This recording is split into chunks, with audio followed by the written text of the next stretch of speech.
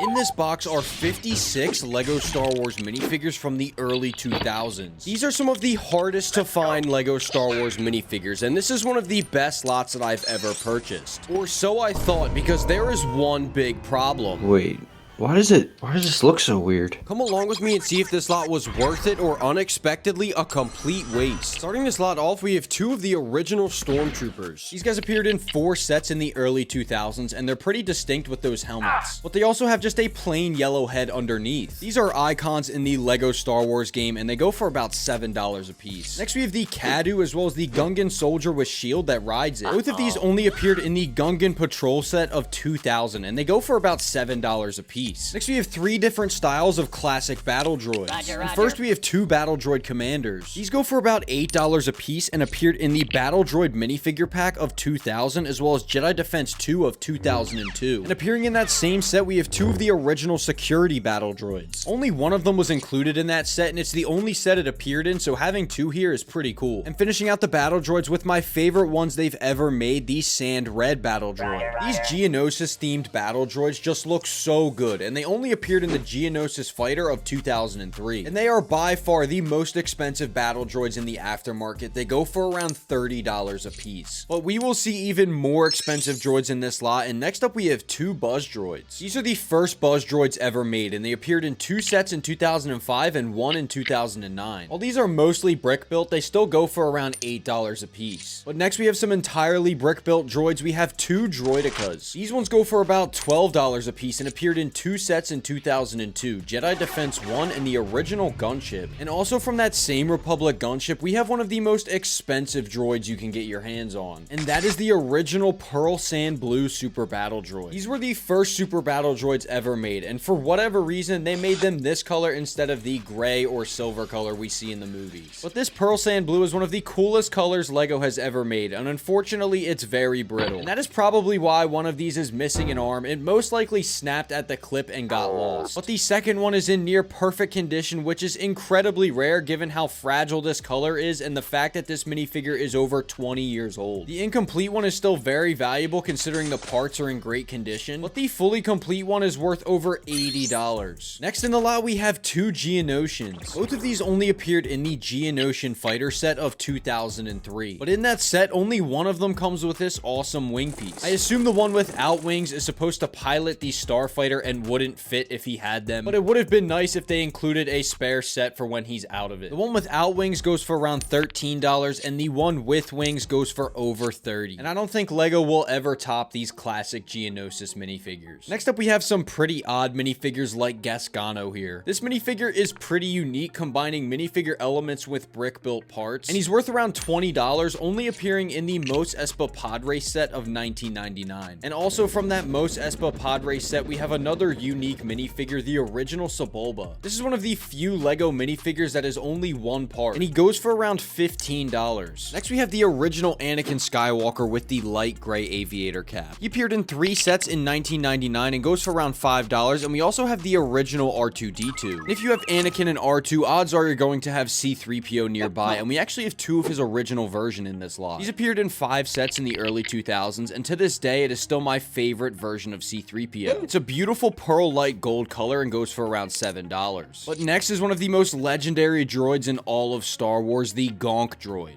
This version appeared in the Sandcrawler of 2005, and when he's fully complete, goes for around $70. The printed piece on the front holds almost all the value with this minifigure. We are just missing a few generic pieces for his feet. But we have even more minifigures from that original Sandcrawler, like the Astromech droid R5-D4 and the original Owen Lars. This is a pretty basic minifigure in terms of design, but it's worth around $40. But there are even more minifigures from that original Sandcrawler. Next up, we have 3 Jawas. 3 of these Jawas came in that original Sandcrawler, and they're somewhat forgotten minifigures. These ones have smaller eyes on the head printing, and they come with capes. I think the cape and smaller eye prints give the Jawa more of a mysteriousness to them. and I personally just like the look of them more. Definitely a fun minifigure to have in your collection, and they go for about $23 a piece. But we have yet to get to some of the most expensive minifigures in the lot, like this original Princess Leia. This minifigure is worth over $60 and appeared in the original Millennium Falcon of 2000. And also only appearing in that Millennium Falcon is this Han Solo minifigure. This version of Han goes for around $45, and we also have his carbonite piece here. This piece did not appear in that Millennium Falcon and goes for around $5. And next up we have Han's best friend.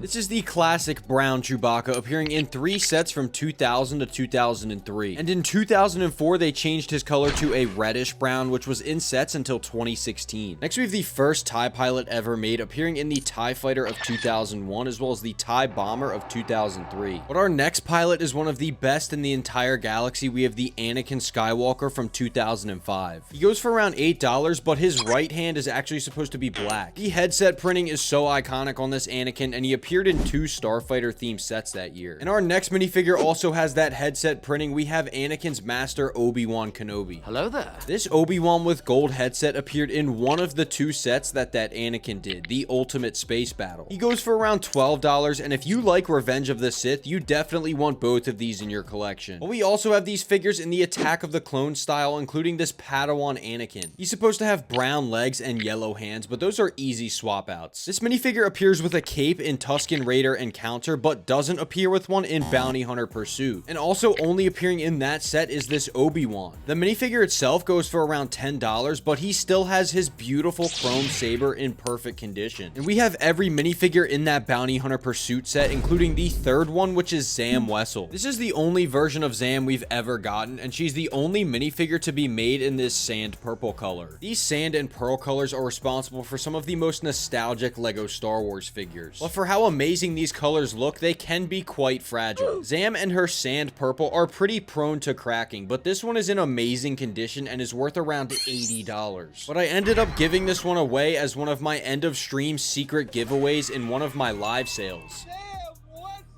Our next minifigures are the dynamic duo that you first play as in the original LEGO Star Wars game. This Obi-Wan is from Jedi Defense 1 of 2002, and he's in really good condition with a beautiful chrome hilt. But he and Qui-Gon are both supposed to have a brown cape, which we don't have in this lot. The figures and lightsabers are in great condition, but Qui-Gon unfortunately has a cracked hairpiece.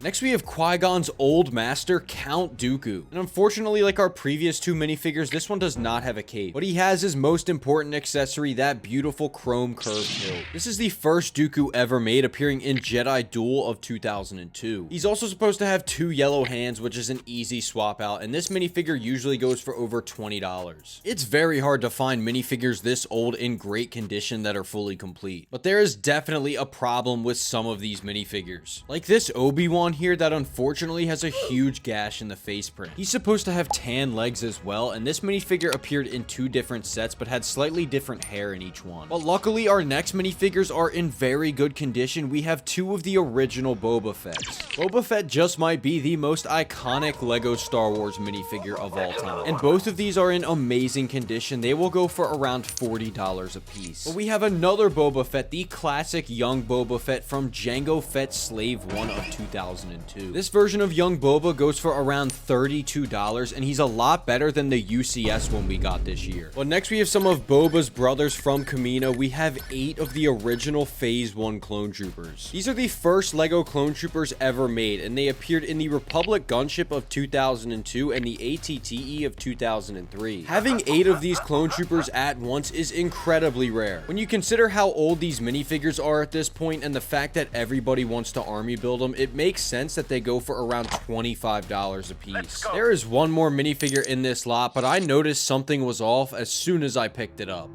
Last but not least. Wait, why does it... That looks kind of weird to me. It looks official. Yeah, it's official. I mean... You got the official headpiece. Jetpack is authentic. Okay. Why does this look so weird?